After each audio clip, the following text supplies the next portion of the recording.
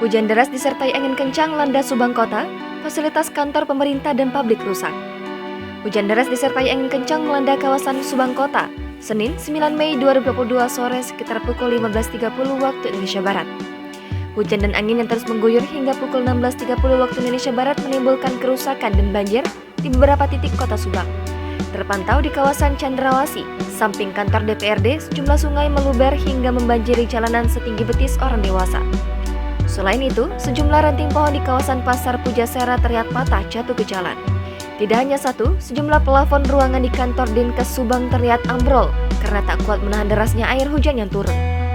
Begitu juga terpantau, tempat parkir Dinas Peternakan juga roboh menimpa satu mobil. Sejumlah papan reklame di depan Wisma Karya juga berjatuhan dan di kawasan Gang Pelabuhan terpantau sejumlah pohon tumbang. Belum adanya laporan dari pihak terkait berapa jumlah kerusakan fasilitas umum maupun kantor instansi pemerintahan. Hingga pukul 16.50 waktu Indonesia Barat, hujan deras disertai angin kencang yang mengguyur wilayah kota Subang sudah mulai reda. Jangan lupa subscribe, share, komen, dan like ya!